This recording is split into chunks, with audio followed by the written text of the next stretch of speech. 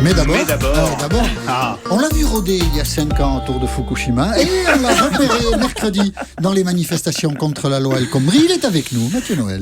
Mathieu, aujourd'hui, exceptionnellement, vous allez être gentil. Non, tu Parce parles. que Jean-Michel n'est pas dans son assiette, il est même complètement déboussolé. Un seul Polonais vous manque et tout est dépeuplé. Et oui, mon Pierrot, Jean-Michel et Maxime, c'est un peu comme Ennis et Jack dans Le secret de Brokeback Mountain. Quand Ennis redescend dans la plaine Ciao, adios. et que Jack reste seul à se morfondre là-haut sur la montagne, obligé pour tromper l'ennui de tout miser sur la docilité des moutons. Viens avec moi. On l'embrasse. Dans un premier temps, Jean-Michel n'a pas voulu croire que Maxime était parti comme ça, sans prévenir. Il lui avait dit « Je vais acheter des cigarettes, je reviens tout de suite ». D'où le choc quand ce matin, il est arrivé à la rédaction et qu'il a découvert en lieu et place de son Maxou une personne blonde, n'ayant visiblement pas respecté les dosages préconisés par Jean-Louis David pour sa coloration blond naturelle. Devant cette blondeur inhabituelle sur un corps d'homme, Jean-Michel a immédiatement appelé la sécurité. Des boches, des roast-beef. Je lui dis non. Non, Jean-Michel, c'est pas des boches, c'est pas des roast-beef, c'est Pierre de Cossette, la doublure de Thomas Soto et donc le remplaçant de votre deuxième manœuvre de jeu, Maxime Switek. Journaliste le jour, sosie d'Alex Lutz le soir chez Michou.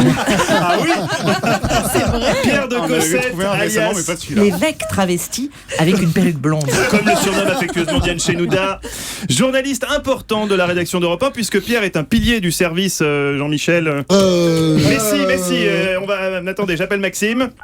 Max, il fait quoi déjà, Cossette? Aucune idée. Bon, Cossette, c'est quoi votre service? Police-justice, c'est mon service préféré, vous tombez bien.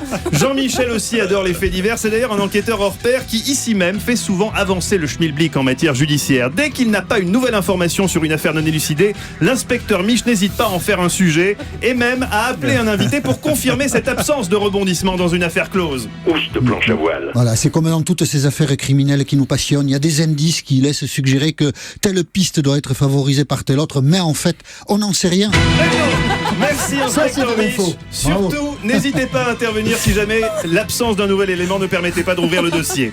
Au-delà des apparences, pourtant, Europe Midi fonctionne bien. Vraiment? Non, mais Fabien Amias m'a demandé d'être plus positif. J'ai donc cherché. Et effectivement, on peut être fier, car selon une étude récente, 92% des hommes de 52 à 73 ans et demi originaires du Pays Basque et ayant effectué leur service militaire sur le Gué Prat estiment qu'Europe Midi. C'est formidable, c'est magique.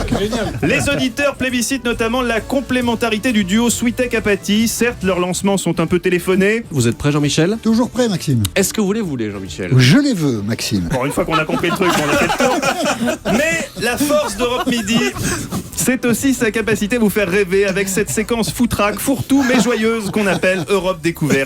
Cette semaine, des idées voyages innovantes comme ce merveilleux séjour romantique sur les traces d'Adolf Hitler que nous proposait hier la Fräulein Vanessa Za.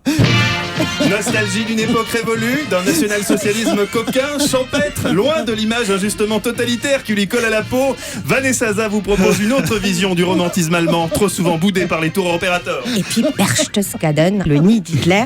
On comprend pourquoi il avait choisi cet endroit-là, parce que c'est vrai qu'il y a des petits lacs très pittoresques. Et c'est magnifique. Ah, c'est magnifique, dormir dans le lit d'Adolphe et Eva Braun, une belle idée. Mais encore faut-il être deux pour ce voyage. Pierre, je vous présente Eva Rock. Oh non. Oui, depuis 1999, elle cherche un compagnon. Hélas, sans succès. Elle ne tombe que sur des losers qui lui font des belles promesses, qui s'avèrent ensuite incapables de tenir. Elle va durcir encore.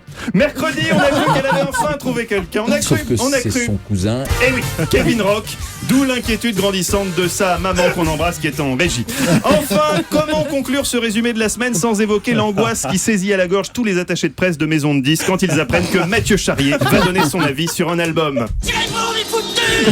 S'exclamait l'autre jour Pascal Nègre avant justement de tirer sa révérence. Car oui, c'est ce qui peut arriver de pire à un artiste, que Charrier aime son album et décide d'en parler. Mathieu, dont les choix musicaux font de lui la rampe de lancement idéale vers la sieste.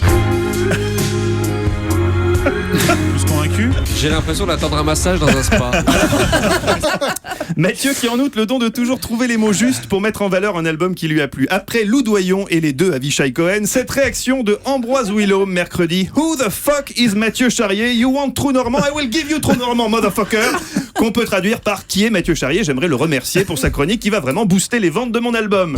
Et en plus, c'est un album qui est vraiment construit. C'est-à-dire que vous l'écoutez, par exemple, au milieu, il a mis ce qu'il appelle un interlude. Écoutez. Simple piano, voix, un peu comme le trou normand dans un repas, on va dire. Et après, hop, on enchaîne sur une deuxième partie.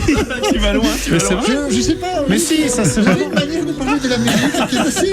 C'est pas mal.